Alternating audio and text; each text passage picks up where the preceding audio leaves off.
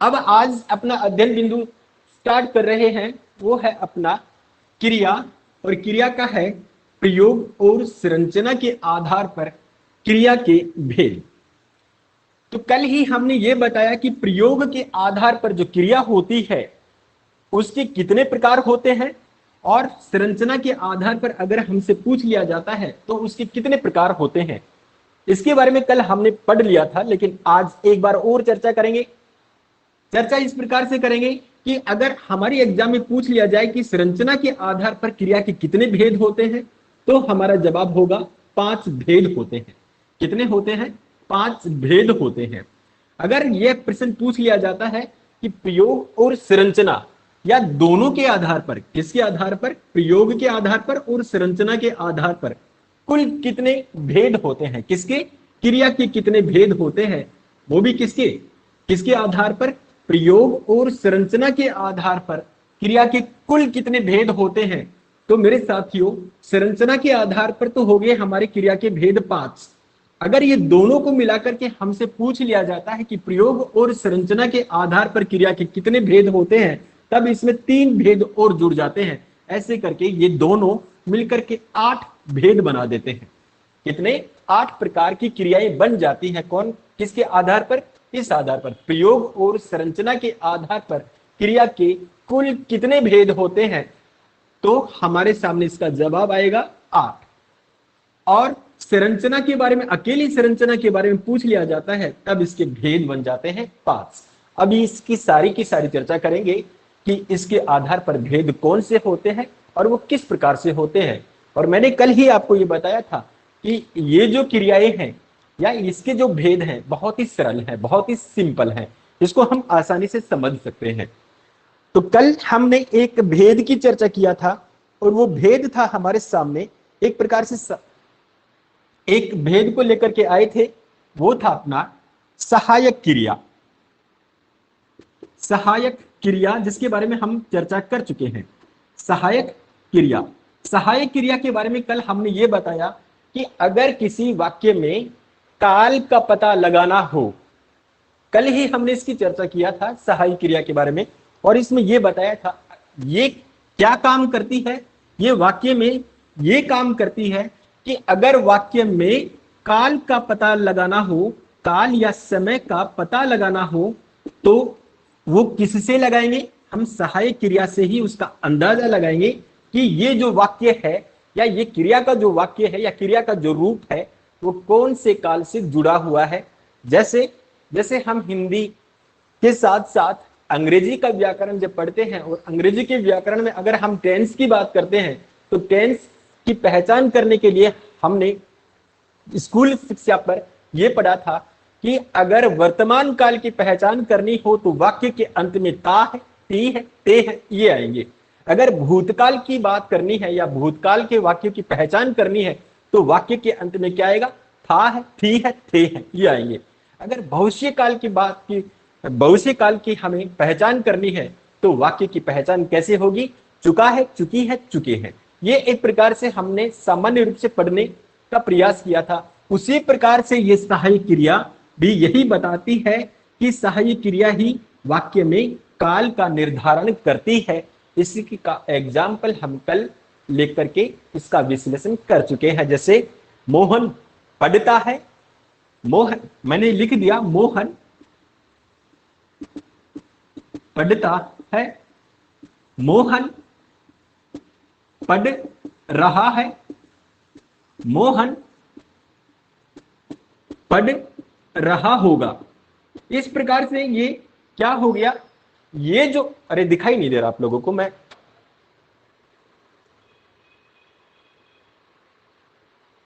अब सही है, मोहन पढ़ रहा होगा।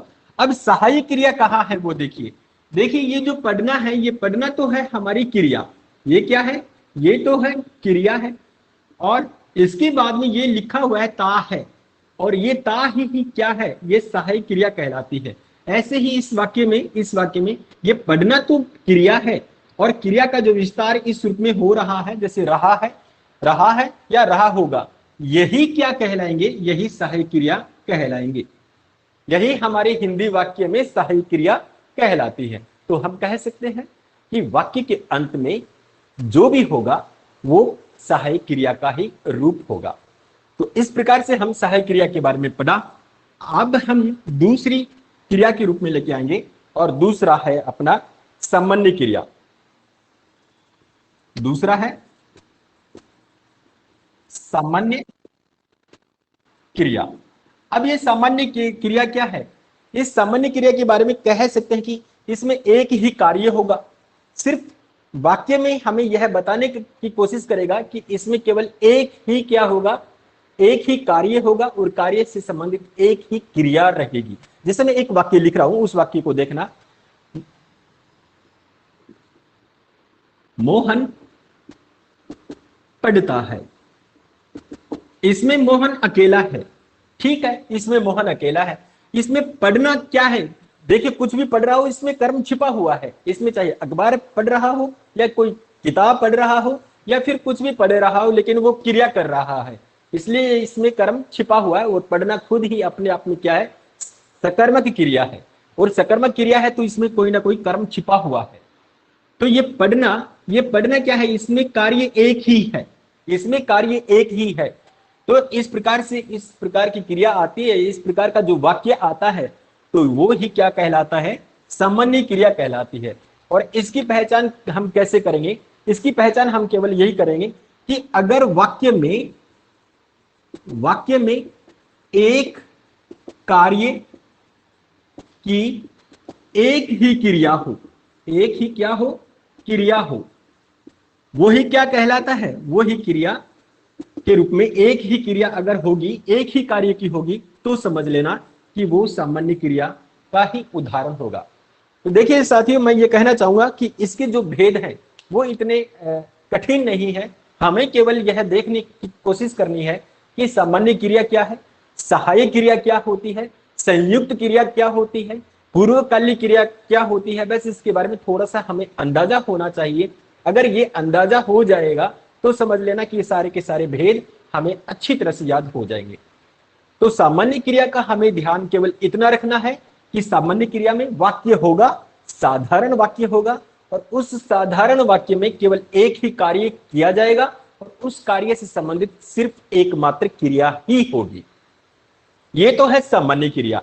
अब हम बात करें इसी के साथ दूसरी क्रिया के बारे में, जिसको हम लेके आएंगे संयुक्त क्रिया के रूप में।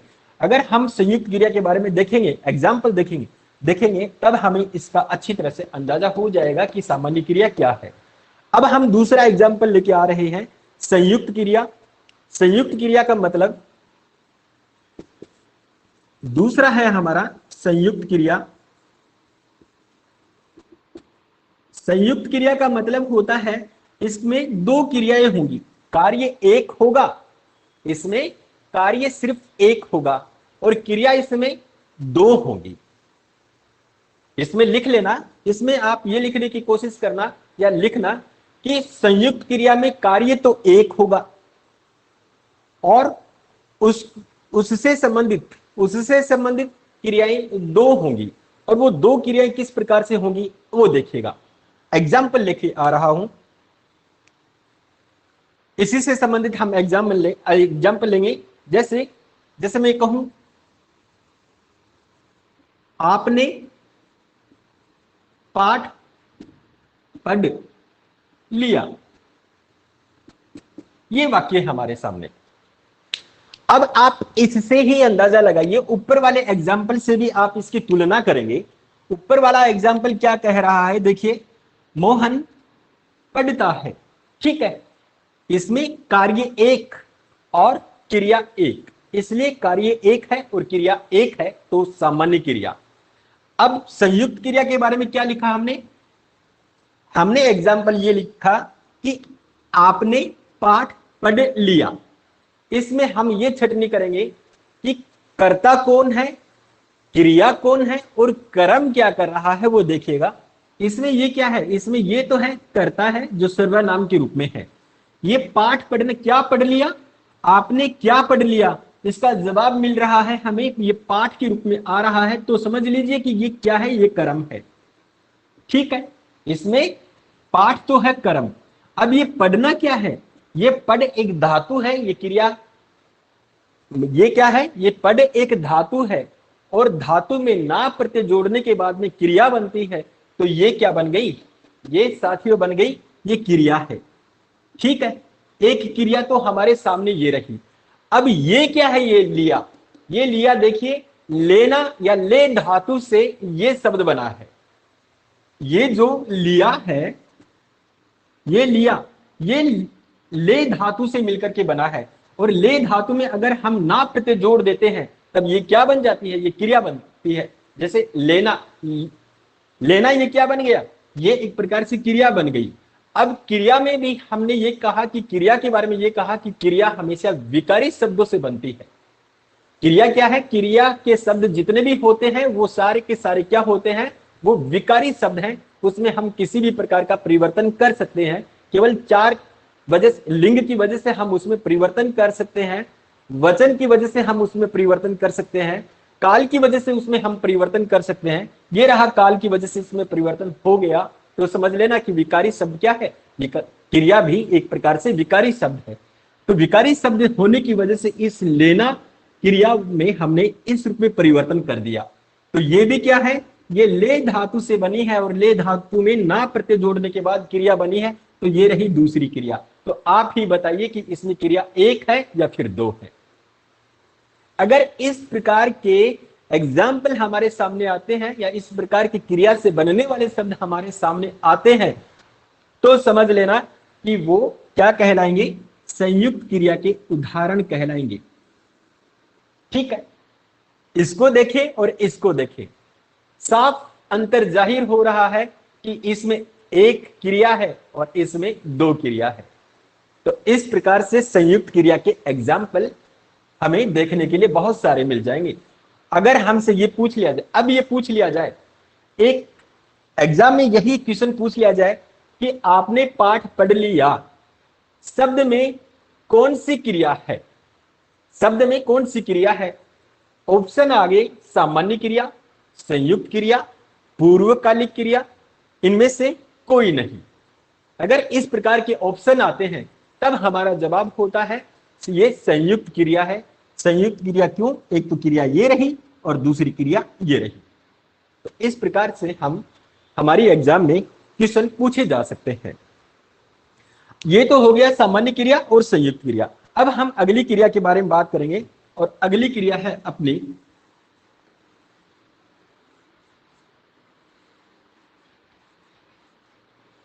ये तीन हो गई, एक दो तीन। हाँ, अब 4 नंबर पे जो क्रिया है उसको देखेंगे हम।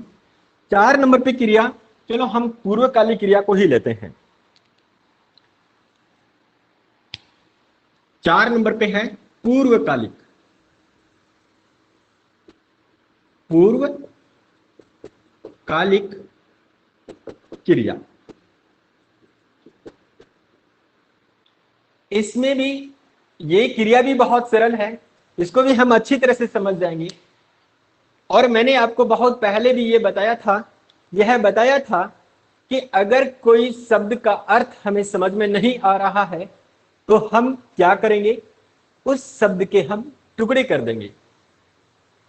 टुकड़े करने के बाद में जो भी शब्द बाहर निकले उसका अर्थ बाहर निकाल लो, तो समझ लेना कि वो अपनी परिभाषा बताने लग जाएगा।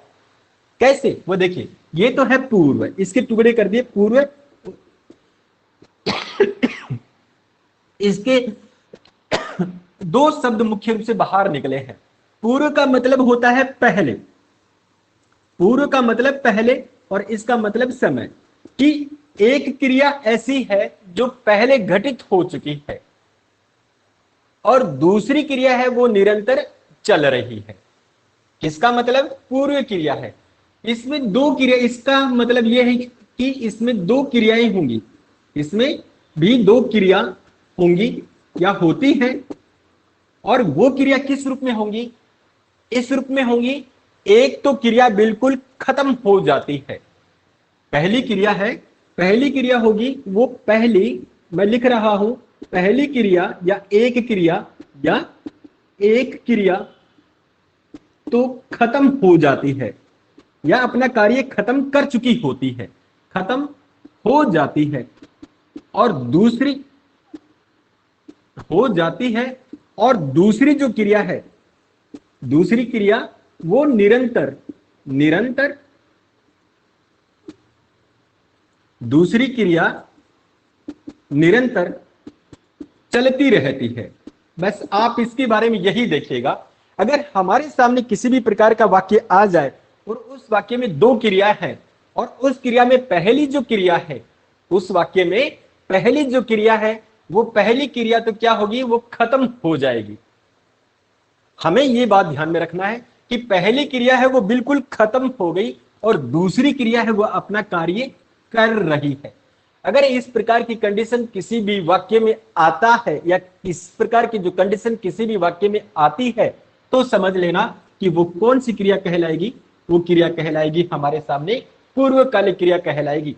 जैसे मैं एक एग्जाम्पल लू, एग्जाम्पल कुछ भी हो सकता है, जैसे जैसे एग्जाम्पल ये ले लिया, एग्जाम्पल ले लिया मैंने, राकेश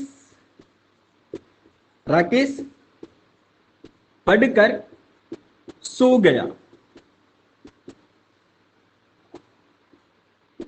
हमने क्या लिखा है इसमें, देखिए हमने ये बताया था इस वाक्य के लिए या इस क्रिया के लिए हमने ये बताया था कि इसमें दो क्रियाएं होंगी।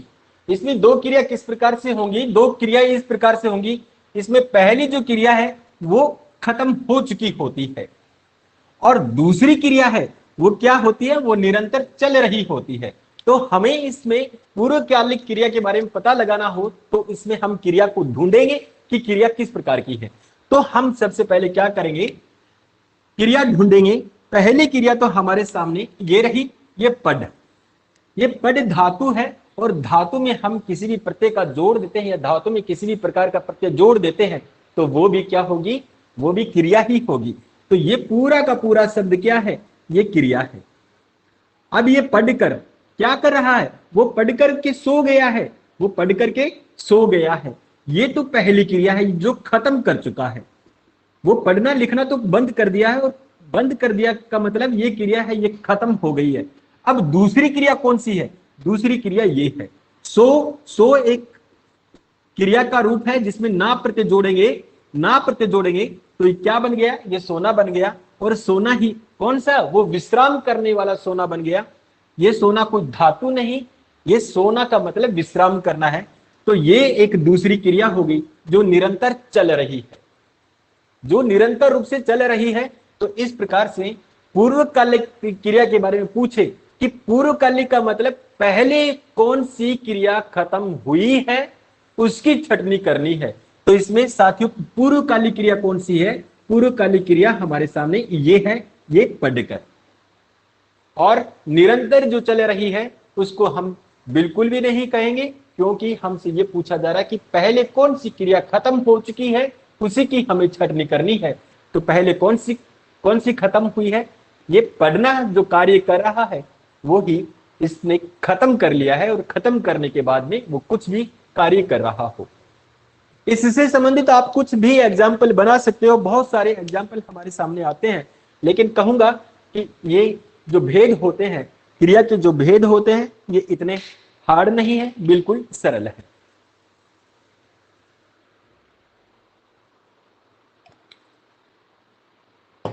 अब हम दूसरी क्रिया की बात करेंगे।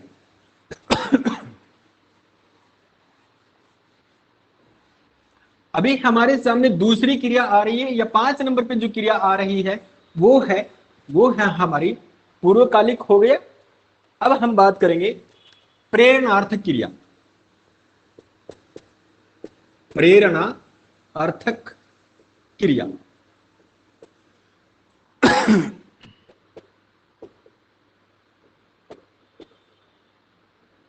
प्रेरणार्थक क्रिया, इसमें देखिए क्या होगा,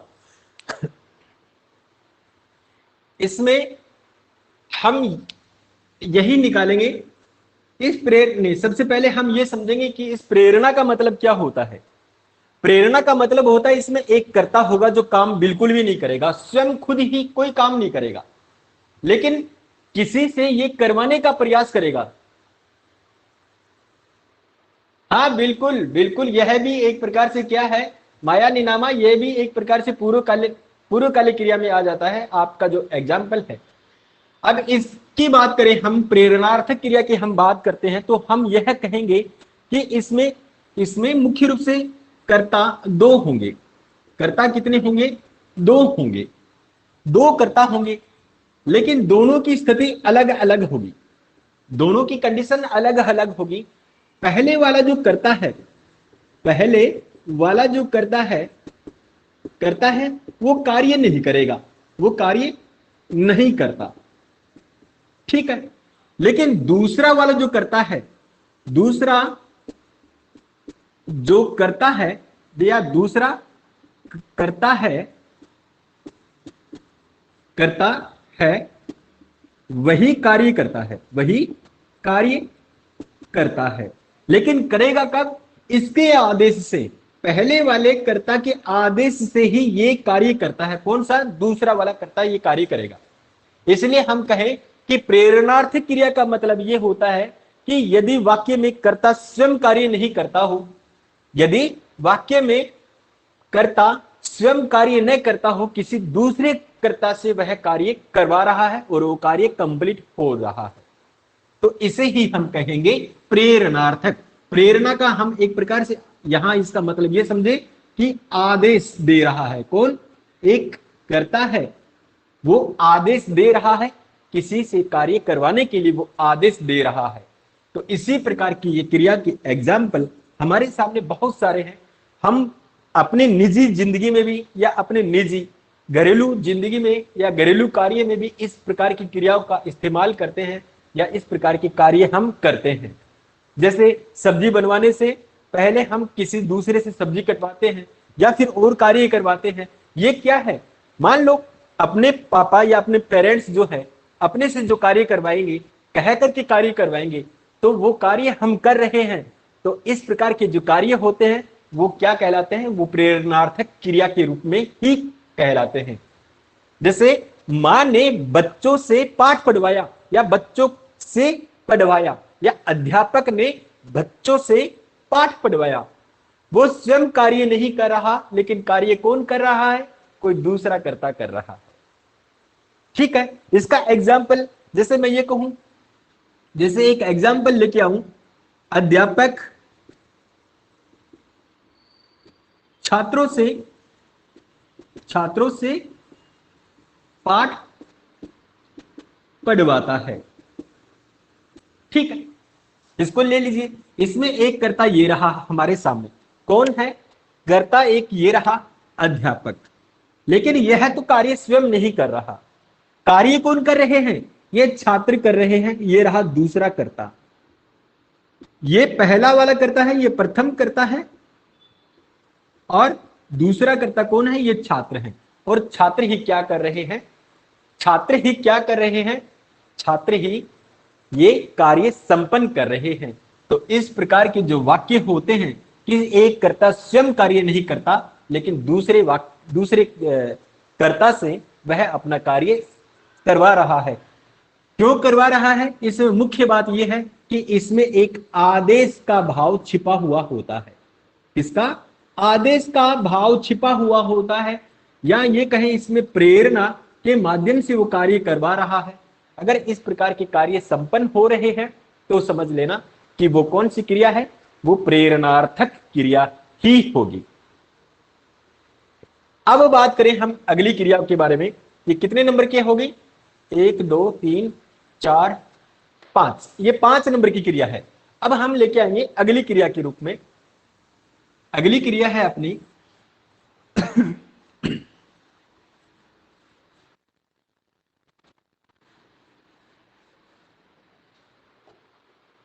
एक है सजातीय क्रिया। सजातीय क्रिया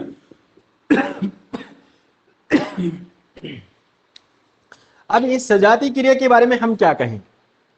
इसके बारे में हम केवल एक ही शब्द को पकड़ना है, वो शब्द हमारा है केवल यही।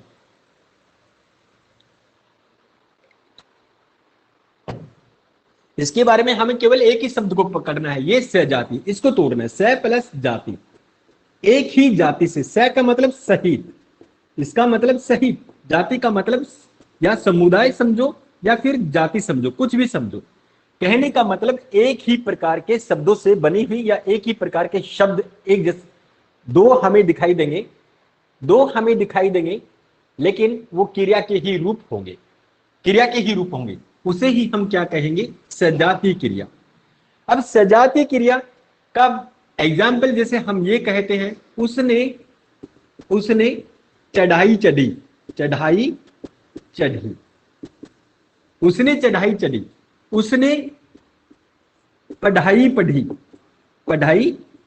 पढ़ी, या कुछ भी हो सकते हैं, लड़ाई लड़ी।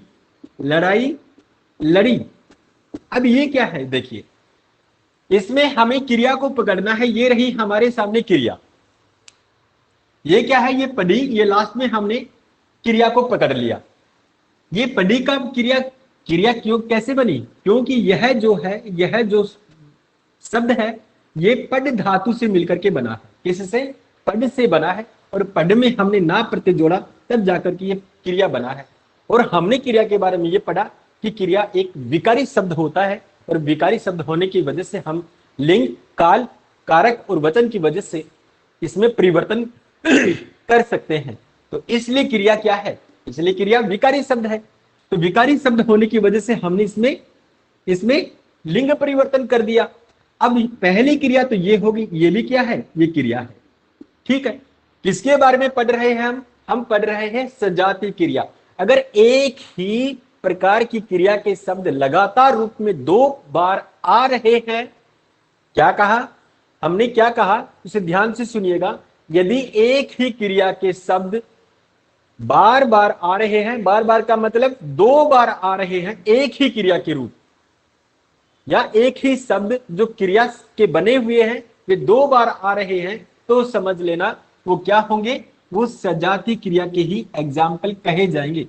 जैसे ये चढ़ी और ये चढ़ाई, ये भी क्रिया का रूप है और ये भी क्रिया का रूप है। ये दोनों किससे मिलकर बनी हुई है, ये चढ़ धातु से मिलकर के क्रिया बनी है। और क्रिया क्या है, ये विकारी शब्द है, और विकारी शब्द होने की वजह से हम किसी भी प्रकार से परिवर्तन कर सकते हैं। एक परिवर्तन हमने ये कर दिया और एक परिवर्तन हमने ये कर दिया। इस प्रकार से केवल चढ़ धातु से दो प्रकार की क्रिया बनी, तो ये सजातीय क्रिया बन गई। ऐसे ही हमने ये पढ़ धातु से हमने क्रिया बनाई। एक पहली क्रिया हमने बनाई कौन सी, पढ़ाई, जो पढ़ना शब्द से बना है, और एक ये पढ़ी जो पढ़ धातु में ना प्रत्यय को हटाने के बाद ई प्रत्यय को जोड़ा, तब ये क्या बनी, पढ़ी बनी। इसलिए ये भी एक ही धातु से मिलकर के बनने वाली क्रिया है। उसी प्रकार ये लड़ी ये है लड़ना, ये लड़ना क्या है, ये लड़ धातु में ना प्रत्यय जोड़ा, तब ये लड़ना क्रिया बनी, और लड़ना क्रिया बनी, तब इसी का हमने रूप परिवर्तन कर दिया। वो कर दिया, लड़ में ई प्रत्यय जोड़ा, आई प्रत्यय जोड़ा, तब ये लड़ाई बन गया। तो हम इस प्रकार के एग्जाम्पल बहुत सारे उठा सकते हैं। तो कहने का मतलब कि सजातीय क्रिया इस प्रकार से हमारे सामने आएंगी कि एक ही क्रिया के रूप दो बार प्रकट होंगे, एक ही क्रिया के रूप दो बार प्रकट होंगे, तो समझ लेना वो क्या होंगी, वो सजातीय क्रिया ही कहलाएंगी।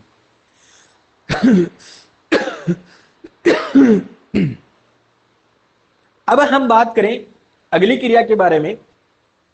5 ये 6 हो गई। अब अगली क्रिया है अपनी 7 नंबर पे क्रिया, जिसके बारे में हमने कहा कि प्रयोग और संरचना के आधार पर, किसके आधार पर, हम किसके आधार पर क्रिया के भेद पढ़ रहे हैं साथियों, हम क्रिया के भेद पढ़ रहे हैं। क्रिया के भेद पढ़ रहे हैं किसके, प्रयोग और संरचना के आधार पर क्रिया के भेद पढ़ रहे हैं, क्रिया के भेद पढ़ रहे हैं। और क्रिया के भेद किसके आधार पर, प्रयोग और संरचना के आधार पर अपना ये 7 नंबर का भेद और 8 नंबर का भेद बच जाता है। अब 7 नंबर का जो भेद है वो हम लेके आए, वो है नाम धातु क्रिया, नाम धातु क्रिया।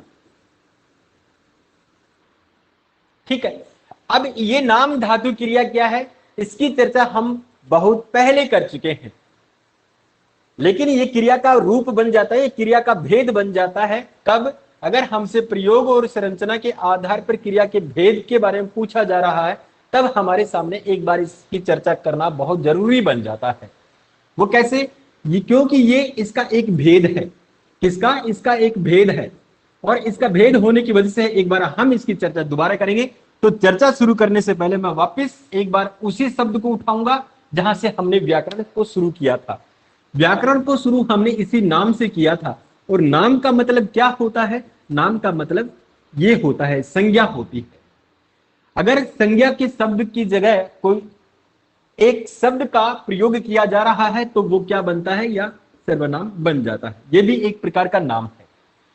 और अगर इन दोनों की कोई विशेषता बताने वाला कोई भी शब्द आ जाए तो वो क्या कहलाता है? वो कहलाता है विशेषण कहलाता है। ये क्या कहलाता है? विशेषण कहलाता है। तो हम नाम धातु क्रिया में हम पहले क्या पढ़ चुके हैं, किस प्रकार से पढ़ चुके हैं? हमने ये पढ़ा था नाम धातु क्रिया में चाहे वो संज्ञा का शब्द हो, चाहे वो सर्वनाम का शब्द हो, या फिर कोई विशेषण का शब्द हो, इन तीनों में से भी इन तीनों में अगर हम क्रिया का रूप बनाना चाहेंगे तो हम क्रिया का एक रूप जोड़ने का प्रयास करेंगे। किसमें? इन तीनों में से किसी भी एक शब्द को उठाएंगे और उसमें हम क्रिया को शामिल कर देंगे। जैसे जैसे मैंने एक शब्द ले लिया, ये बात ले लिया। ये बात क्या है? ये एक प्रकार का नाम है, और बात के साथ हमने क्रिया जोड़ दी, जैसे ये जोड़ दी बात करना।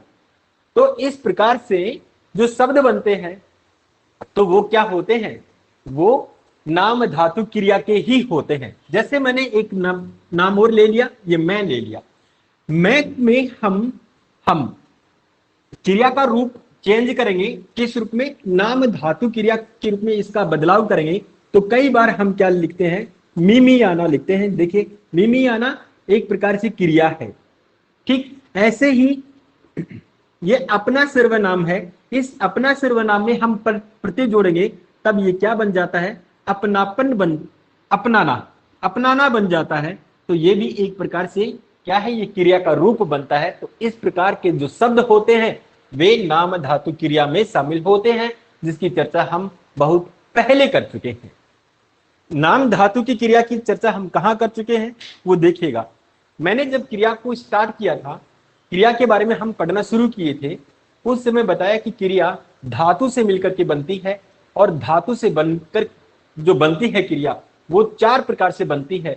वो क्रिया कौन कौन सी बनती है? वो कौन कौन से प्रकार की क्रिया बनती है वो मैंने बताया।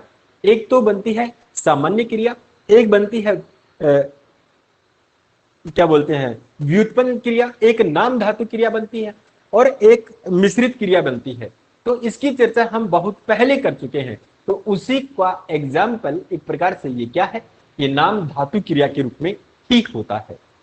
तो ये तो है अपनी नाम धातु क्रिया। अब 8 नंबर की जो क्रिया है, 8 नंबर की क्रिया है, उसकी हम चर्चा करें तो उसकी चर्चा हम इस प्रकार से करेंगे कि 8 नंबर की क्रिया जो हमारे सामने बची हुई है, किसके आधार पर? प्रयोग और संरचना के आधार पर 8 नंबर की जो क्रिया है वो होती है वो है 8 नंबर की कृदंत क्रिया। कृदंत क्रिया। अब ये क्या है, इसके बारे में हमें जानना जरूरी है। कृदंत क्रिया में देखिए, हम प्रत्यय के बारे में जरूर पढ़ेंगे। शायद आप लोगों ने पढ़ा भी होगा प्रत्यय क्या होते हैं। प्रत्यय मुख्य रूप से दो प्रकार के होते हैं, जिसमें एक प्रकार ये भी होता है कृदंत, और दूसरा होता है तदधित प्रत्यय। ये दो प्रकार के प्रत्यय होते हैं। उन्हीं प्रत्ययों में से एक भेद उठा लिया गया है, यहां इस कृदंत को उठा लिया गया है।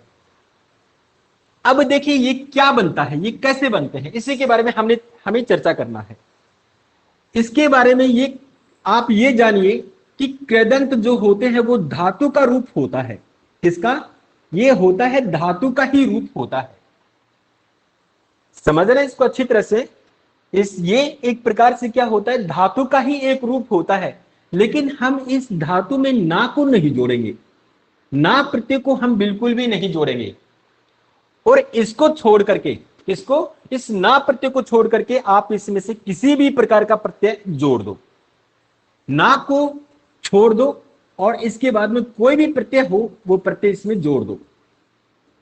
हमें किसको नहीं जोड़ना है? हमें ना को नहीं जोड़ना है। जैसे पढ़, ये क्या है? ये धातु है, इसमें हमने ना जोड़ेंगे तब ये क्या बन गया? ये पढ़ना बन गया।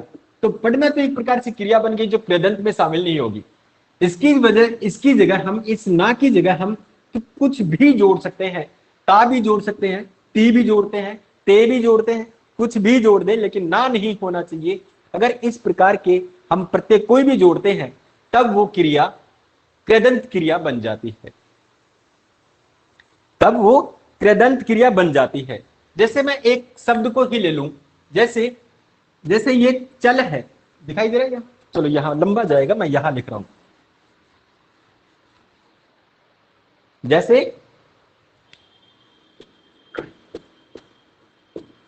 कृदंत क्रिया, जैसे मैं एक धातु ले लिया, धातु का एग्जाम्पल लेता हूं। जैसे ये ले लिया चल, चल ये क्या है? ये चल एक धातु है, ये तो है साथियों धातु है। अब इस धातु में मैंने ना जोड़ दिया, क्या बन गया? चलना बन गया। ठीक है, अगर ना को छोड़ दें, किसको? हम ना को छोड़ देते हैं, इसके अलावा और क्या बनता है वो देखिएगा। वो बनता है, क्या बनता है? चल से हम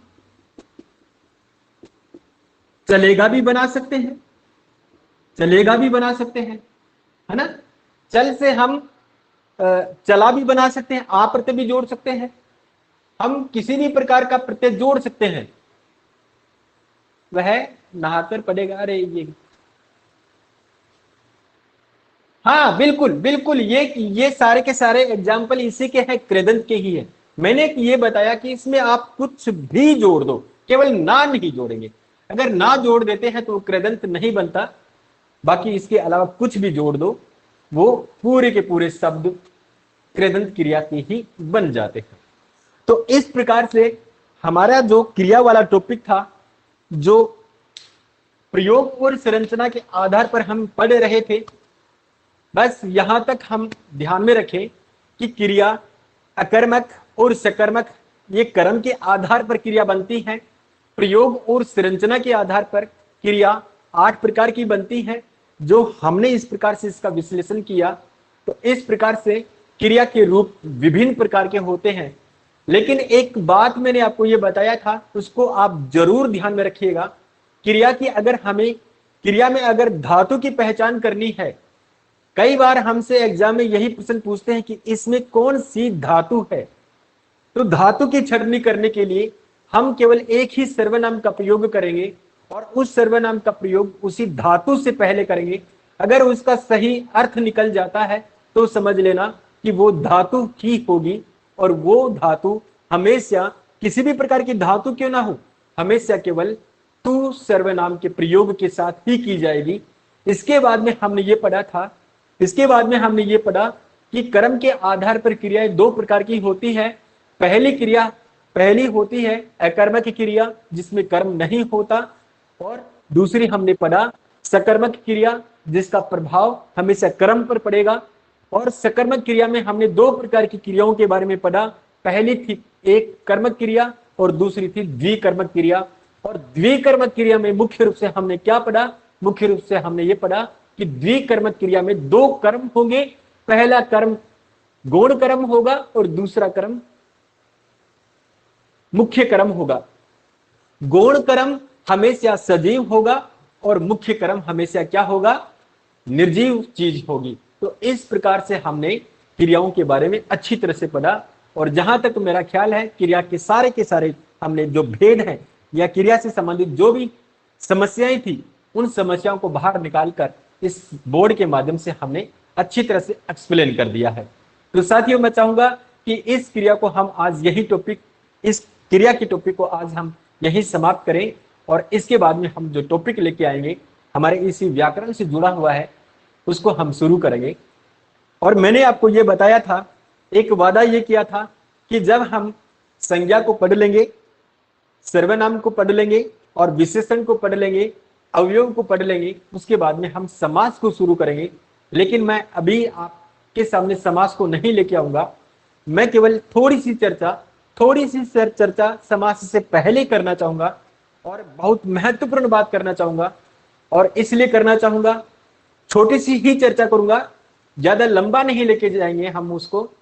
लंबा इसलिए नहीं लेके जाएंगे साथियों, क्योंकि मेरी प्रेजेंस में नहीं, मेरी अनुपस्थिति में जब मेरी क्लास 4 या 5 दिन नहीं हुई थी, किसी कारणवश मेरी कक्षाएं आप लोगों के बीच में नहीं हो पाई, और मेरी ही जगह किसी मेरे साथी ने हिंदी व्याकरण की कक्षाएं ली थी, और शायद उस क्लास में आपने संधि विच्छेद को पढ़ा था या संधि वाले टॉपिक को अच्छी तरह से पढ़ा था, शायद वो कंप्लीट हो भी गया होगा।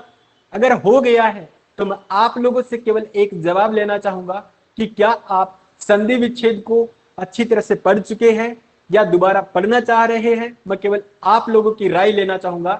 क्यों लेना चाहूंगा? क्योंकि हम एक टॉपिक के साथ दूसरे टॉपिक को जोड़ने का प्रयास करेंगे, और वही टॉपिक आगे जाकर के हमारे समास से जुड़ जाएगा।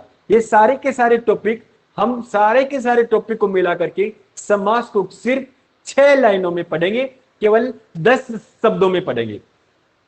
समास को मात्र हम 10 शब्दों में पढ़ेंगे, और ऐसे ही पढ़ेंगे जिस प्रकार से हमने संज्ञा को मात्र 5 शब्दों में पढ़ा था।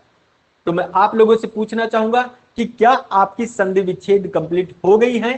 तो हो गई है तो उसका भी जवाब मुझे चाहिए, अगर नहीं हुई है तो उसका भी मुझे जवाब चाहिए, क्योंकि संधि के बाद में हम समास को बिल्कुल एक ही दिन में कंप्लीट कर देंगे। तो मैं आपकी राय जानना चाहूंगा, तब तक मैं थोड़ा सा जलपान कर लूं। तो जल्दी से जल्दी इस कमेंट्स बॉक्स में अपने कमेंट्स लिखिए। हम आज शुरू करने जा रहे हैं, संधि विच्छेद को शुरू करने जा रहे हैं। हम उदाहरण नहीं पढ़ेंगे, मैं केवल आपको एक ट्रिक बताऊंगा, बहुत अच्छी ट्रिक बताऊंगा। बस उस ट्रिक के आधार पर आप सारे के सारे जो सूत्र हैं आपके सामने, जितने भी एग्जाम्पल है, उन सारे के सारे एग्जाम्पल को आप तुरंत ऐसे चुटकियों में सोल्व कर सकते हैं। तो मैं आपके जवाब का इंतजार कर रहा हूं, तो फटाफट आप मुझे जवाब दीजिए।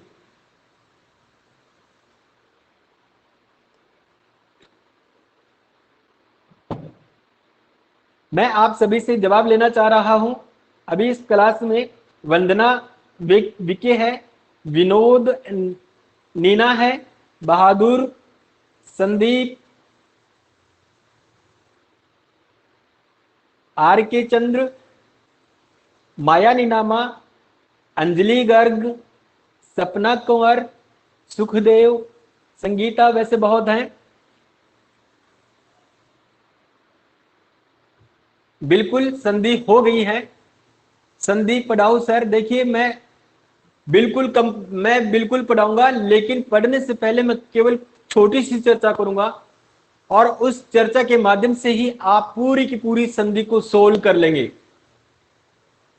चाहे स्वर संधि हो, चाहे व्यंजन संधि हो, या फिर विसर्ग संधि हो, केवल एक शब्द से ही आप पूरी की पूरी संधि विच्छेद को सोल्व कर लेंगे। तो देखिए हम ज्यादा इसको हम कंप्लीट नहीं पढ़ेंगे, मैं केवल एक सूत्र के रूप में आपके सामने पेश करूंगा कि संधि इस प्रकार से बनती है, और उसके माध्यम से आप पूरी की पूरी संधि विच्छेद को सॉल्व कर सकते हैं। मैं केवल आपसे व्यवहारिक रूप में शब्द के टुकड़े करने सिखाऊंगा कि टुकड़े किस प्रकार से होते हैं, हम किस प्रकार से किस शब्द का हम उच्चारण करते हैं। बस उस उच्चारण के आधार पर ही हम संधि करना सीख जाएंगे। हम बोर्ड पे नहीं पढ़ेंगे, हम केवल आवाज से पढ़ेंगे, हम केवल अपनी आवाज निकालेंगे, और आवाज से ही हम प्रयोग करेंगे, और प्रयोग करने के बाद में आप खुद ही अंदाजा लगाएंगे कि हमारी जीभ का व्यवहार यहां हो रहा है, हमारी आवाज यहां से निकल रही है। बस हम उसी के आधार पर पूरी की पूरी संधि को खत्म करेंगे। बिल्कुल बिल्कुल अभी हम शुरू कर रहे हैं अपना संधि विच्छेद।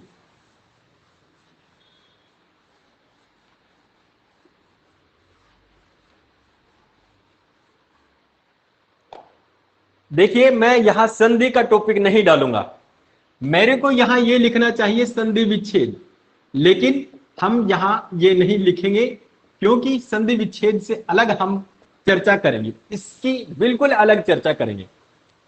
और चर्चा इस प्रकार से करेंगे जो हमारा संधि विच्छेद के रूप में नहीं होगा। हम चर्चा करेंगे, केवल इसकी चर्चा करेंगे, वर्ण विचार की। हम केवल इसी की चर्चा करेंगे। ध्यान से सुनना आप लोग, और ध्यान से समझने की कोशिश करना।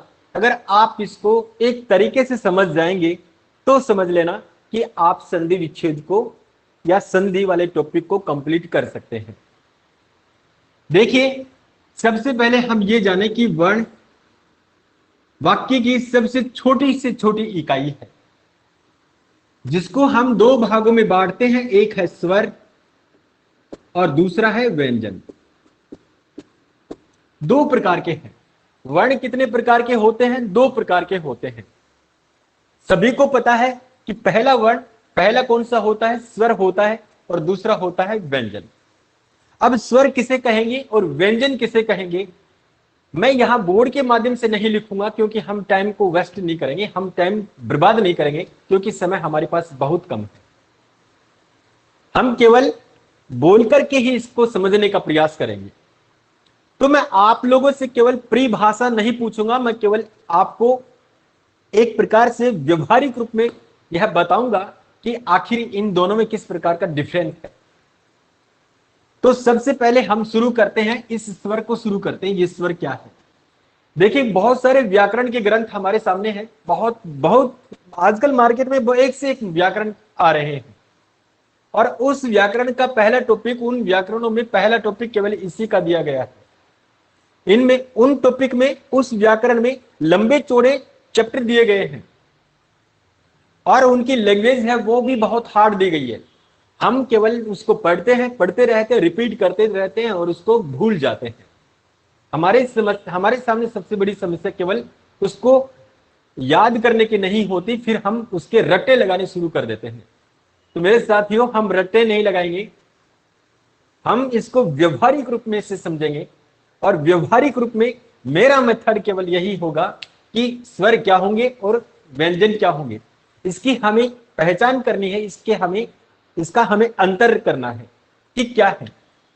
तो स्वर की परिभाषा आपने किसी भी प्रकार से पढ़ी हो, किसी भी प्रकार से आपने स्वर की परिभाषा पढ़ी हो, उसको मैं यहां नहीं लेके आऊंगा। मैं केवल यही कहूंगा कि देखिए, हम ध्यान से सुनना, मैं केवल एक बार ही बताऊंगा, इसको गौर से सुनना। हम जो भी आवाज बाहर निकालते हैं, हम जो भी आवाज बाहर निकालते हैं, वो हमारी आवाज होती है ध्वनि के रूप में। क्या होती है? वो होती है ध्वनि। ध्वनि बोल दो या फिर स्फोट बोल दो। क्या? या तो उसे ध्वनि बोल दो या फिर स्फोट बोल दो। ये तब तक ध्वनि होती है जब तक हमारे मुख से बाहर न निकल जाए, हमारे होठों से बिल्कुल ये बाहर न निकल जाए, तब तक ये ध्वनि है। जब ये बाहर निकलती है, तब ये शब्द के रूप में बाहर निकलते हैं, या तो स्वर के रूप में बाहर निकलेंगे या फिर व्यंजन के रूप में बाहर निकलेंगे। अगर ये दोनों मिल जाएंगे, तब ये ध्वनि, तब ये दोनों प्रकार की ध्वनियां शब्द बनती है, शब्द बन जाएगी। ठीक है, यहां तक हम सब जानते हैं। कहने का मतलब, जब स्वर और व्यंजन को हम मिलाएंगे, तब वो शब्द बन जाएगा, सभी जानते हैं। लेकिन ये जाने कि ये ध्वनि दो प्रकार की है, दो प्रकार की है। पहली ध्वनि तो ऐसी है, पहली ध्वनि तो ऐसी है, ये दो प्रकार की हैं, दो प्रकार की ध्वनियां हैं। पहली ध्वनियां तो वे हैं जिसका हम उच्चारण कर रहे हैं। ध्यान से सुनना आप लोग, जिसका हम उच्चारण कर रहे हैं, उच्चारण करते समय हमारे मुख में जो जीव है, हमारे मुख में जो जीव है, अगर वो जीव कहीं भी स्पर्श नहीं कर रही है, अगर हमारी जीव कहीं भी स्पर्श नहीं कर रही है, तो समझ लेना उससे बाहर निकलने वाली आवाज होगी वो स्वर के रूप में ही होगी। किस रूप में होगी? वो स्वर के रूप में होगी। हमें केवल ये जानना है कि स्वर किसे कहेंगे। स्वर हम उसे कहेंगे अगर हम जो भी आवाज बाहर निकाल रहे हैं, आवाज निकालते समय अगर हमारी जीभ मुंह में कहीं भी टच नहीं हो रही है, तो समझ लेना कि वो ध्वनि स्वर है। अगर जीभ कहीं भी टच हो गई, जीभ कहीं भी टच हो गई, तो वो स्वर नहीं होंगे, वो स्वर नहीं होंगे, वो क्या कहलाएंगे? वो व्यंजन हो जाएंगे। तो इस प्रकार से स्वर और व्यंजन की पहचान हम कर सकते हैं कि किस प्रकार की ध्वनि स्वर है और किस प्रकार की व्यंजन है। तो ये तो है सबसे बड़ा डिफरेंस। सबसे बड़ा डिफरेंस ये है कि स्वर और व्यंजन को हम इस प्रकार से जान सकते हैं। अब दूसरी बात, एक चर्चा और करना चाहूंगा कि हमने व्यंजन को किसमें शामिल किया?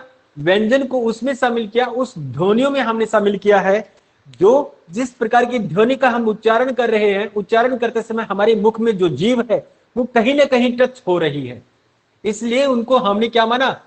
हमने ये माना है, व्यंजन माना है। लेकिन हमारी हिंदी भाषा में दो प्रकार के व्यंजन ऐसे हैं, या दो व्यंजन ऐसे हैं जिसका हम उच्चारण करते हैं तो उच्चारण करते समय हमारी जीभ कहीं भी मुख में स्पर्श नहीं होती, और वो व्यंजन है हमारे सामने। एक तो यह है और एक वह है।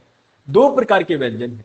आप इसका उच्चारण करके देख लीजिए, इसे व्यवहारिक रूप में इसे बोल करके देख लीजिए कि क्या यह और वह का हम उच्चारण कर रहे हैं, तब हमारे जिह्वा में कहीं भी जीव या फिर हमारे होठ कहीं भी स्पर्श हो रहे हैं। अगर नहीं हो रहे हैं तो समझ लीजिए कि यह और वह जिसको हमने व्यंजन में शामिल किया है, और यही व्यंजन हमारे स्वर में शामिल हो जाते हैं। इसी वजह से यह और वह से जुड़ करके बनने वाली जो संधि होती है हमारे स्वर संधि में शामिल होती है, जो यण संधि और अयादि संधि के रूप में। क्या आपने इसको पहले से जाना इस बारे में? शायद आप जानते होंगे, मुझे पता है कि आप अच्छी तरह से जानते होंगे कि दो व्यंजन ऐसे हैं हमारी हिंदी ग्रामर में जिसका उच्चारण हम यह और वह के रूप में करते हैं, और ये व्यंजन के रूप में होते हैं। व्यंजन होने के बावजूद भी हमारी स्वर संधि में ये यण संधि और अयादि संधि का रूप बना लेती है।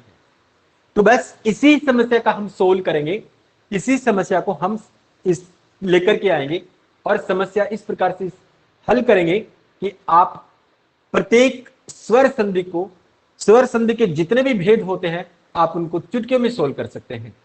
वो देखिएगा, शायद मैं 5 मिनट और चर्चा करूंगा, उसके बाद में हम इसकी कल चर्चा करेंगे। तो मैं एक बार चर्चा करना चाहूंगा इसी के बारे में। केवल 10 मिनट की चर्चा होगी, उसके बाद में आप किसी भी शब्द का आप टुकड़े कर सकते हैं, या किसी भी शब्द को लेंगे और लेने के बाद अगर उसकी विच्छेद करने की कोशिश करेंगे तो आप उसको एकदम सही कर सकते हैं। तो देखिए, सबसे पहले मैं स्वर को उठाऊंगा कि स्वर के बारे में हमने ये पढ़ा। अब तक स्वर के बारे में हम यह पढ़ चुके हैं कि सब स्वर दो प्रकार के होते हैं। पहला होता है मूल स्वर और दूसरा होता है दीर्घ स्वर। दो प्रकार के स्वर होते हैं।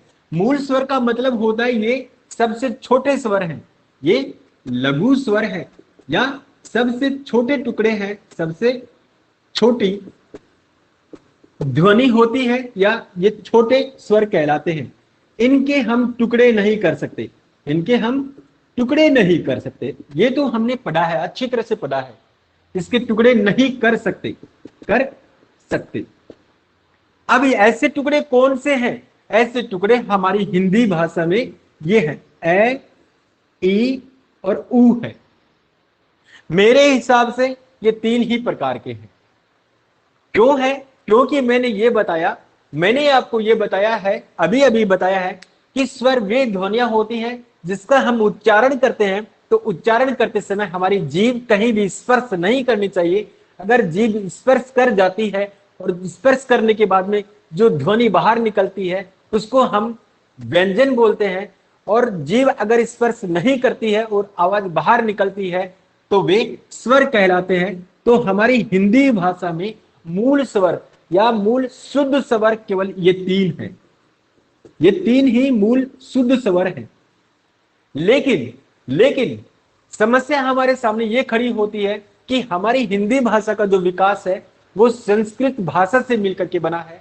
तो संस्कृत भाषा के बहुत सारे शब्द हमारी हिंदी भाषा ने यों स्वीकार कर लिए हैं, और उन शब्दों को लेकर के अगर हम संधि विच्छेद करते हैं तब हमारे मूल स्वर 4 बन जाते हैं, और वो मूल स्वर ये है।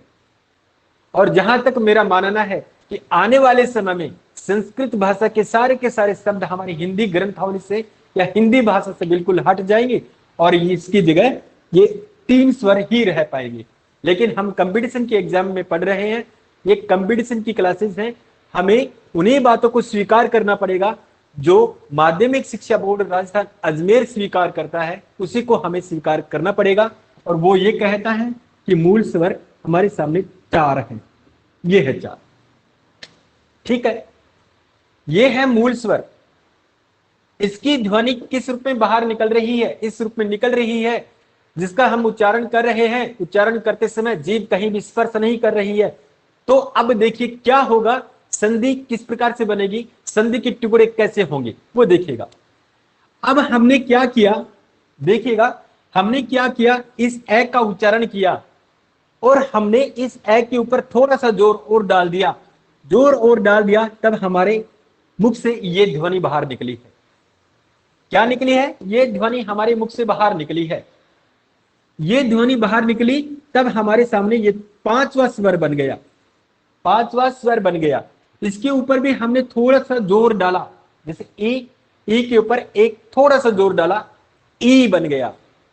कहने का मतलब 2 ई को हमने मिलाया, 2 ई को हमने मिलाया, तब ये दीर्घ ई बन गया। ऐसे करके ये 6ठा नंबर का स्वर बन गया। ऐसे ही हमने ऊ के ऊपर थोड़ा सा जोर और डाला, तब ये दीर्घ ऊ बन गया। इस प्रकार से ये 7वां स्वर बन गया। तो क्या आप संधि विच्छेद में इन स्वरों की चर्चा पढ़ी है या इनके बारे में जाना है? इनके बारे में आपने ये जाना है, इनके बारे में आपने ये जाना है, वो इस प्रकार से जाना है कि जहां भी किसी शब्द में आ, ई और ऊ, ये 3 जो दीर्घ स्वर हैं, अगर इनकी कहीं भी दिखाई नहीं दे रहा, मैं यहां लिख रहा हूं, आपने ये पढ़ा है कि जहां भी शब्द में इस आ की और इस ई की और इस दीर्घ ऊ की मात्रा कहीं भी मिल जाए, कहीं भी मिल जाए, मतलब किसी भी शब्द में ये मात्रा मिल जाए, किसी भी शब्द में ये मात्रा मिल जाए और किसी भी शब्द में इसकी ये मात्रा मिल जाए, बस उसके हमें टुकड़े करने हैं, उसके हमें टुकड़े करने हैं। लेकिन टुकड़े किस रूप में करने हैं वो हमारे सामने कोई मायने नहीं रखता। टुकड़े किस प्रकार से करने हैं, टुकड़े उसी प्रकार से करने हैं जिस प्रकार से मैं बताऊंगा, उसका आप विशेष ध्यान रखना। बस उसका आप ध्यान रखेंगे तो सारी की सारी संधि विच्छेद वही खत्म हो जाएंगे। टुकड़े कैसे करेंगे? टुकड़े हम ऐसे करेंगे, आप केवल 3 बातों का विशेष ध्यान देना है। मुख्य रूप से टुकड़े करते समय हमारे सामने पहली बात यह होनी चाहिए कि अगर हम शब्द के टुकड़े कर रहे हैं तो हमारे सामने उसके अर्थ बाहर निकलने चाहिए, अर्थ निकलना चाहिए। किसके? कोई भी शब्द के हम मान लो 2 टुकड़े कर रहे हैं, तो ये तो है पहला टुकड़ा और ये है दूसरा टुकड़ा। अगर 2 प्रकार से हम उसके टुकड़े कर रहे हैं तो इसका भी अर्थ निकलना चाहिए और इसका भी अर्थ निकलना चाहिए, दोनों का अर्थ निकलना चाहिए। अगर अर्थ निकल गया और उसके आप टुकड़े कर रहे हैं तो समझ लेना कोई माई का लाल इस जमीन पे पैदा नहीं हुआ होगा जो आपकी संधि विच्छेद को गलत ठहरा सके। क्यों? क्योंकि आप उसके अर्थ निकाल रहे हैं, अर्थ के आधार पर उसके टुकड़े कर रहे हैं। अगर उसका अर्थ नहीं निकलता है, अगर उसका अर्थ नहीं निकलता है तो पहला पद है, प्रथम पद है, वो उपसर्ग हो सकता है। क्या हो सकता है? उपसर्ग हो सकता है। और दूसरा पद है प्लस दूसरा पद है,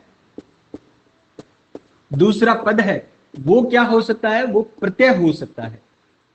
कहने का मतलब यह है कि अगर किसी भी शब्द के हम टुकड़े कर रहे हैं तो टुकड़े करते समय हमें यह ध्यान देना है कि चाहे 2 टुकड़े करें या फिर 3 टुकड़े करें या फिर 4 टुकड़े करें, टुकड़े करते समय हमें पहली बात यह ध्यान में रखनी है कि उसका अर्थ निकलना चाहिए, उसका अर्थ निकलना चाहिए। दोनों टुकड़े के अर्थ निकलने चाहिए, 3 टुकड़े के अर्थ निकलने चाहिए। अगर अर्थ नहीं निकल रहा है तो समझ लीजिए कि पहला पद उपसर्ग हो सकता है और दूसरा कुछ भी हो सकता है। पहला पद उपसर्ग हो सकता है, दूसरा कोई शब्द हो सकता है, या फिर ऐसे हो सकता है पहला पद क्या हो सकता है? शब्द हो सकता है और दूसरा प्रत्यय हो सकता है।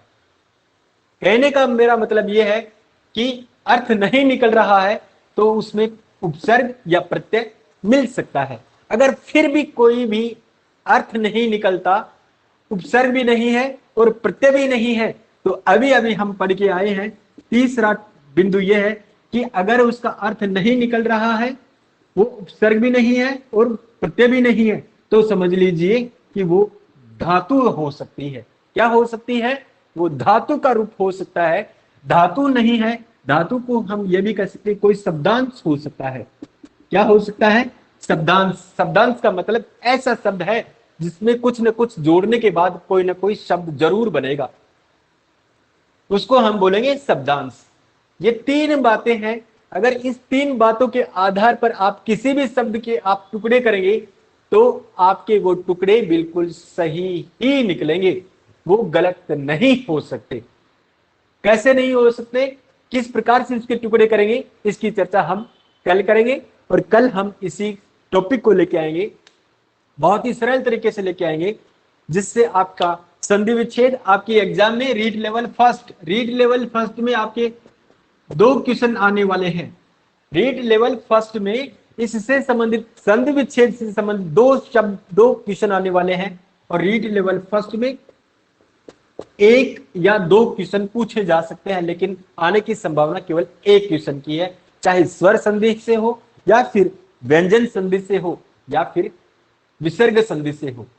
तो इसकी चर्चा हम कल करेंगे और बहुत ही तात्विक चर्चा करेंगे, बहुत ही गहराई से इसको समझने की कोशिश करेंगे। हम केवल एक ही दिन में 1 घंटे में ही सारी की सारी संधियों को समाप्त करेंगे। तो इसी के साथ मैं कल तक आप लोगों से अलविदा लेना या यहां से शुक्रिया कहना चाहूंगा। और इसी के साथ हम इसी कक्षा को आगे जारी रखेंगे। तब तक के लिए आपको शुक्रिया, धन्यवाद। अगर आपको ये क्लास अच्छी लगी हो तो मैं ये कहूंगा कि एक बार अपने कमेंट्स बॉक्स में कमेंट्स जरूर लिखें, क्योंकि आपके इस कमेंट से मैं प्रोत्साहित होता हूं। मैं नए नए बिंदु लेकर के आप लोगों के सामने आता रहता हूं, और मैं इसलिए लेके आता रहता हूं क्योंकि मेरे सामने जितने भी स्टूडेंट्स बैठे हुए हैं वो केवल सिर्फ 1 घंटे की कक्षा में पूरा का पूरा व्याकरण सोल्व कर दे।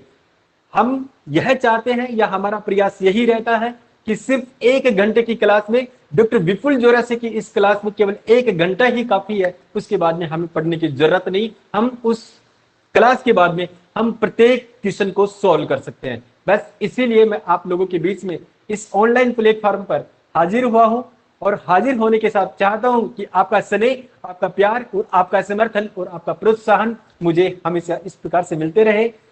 बस इसी के साथ आपको शुक्रिया, धन्यवाद।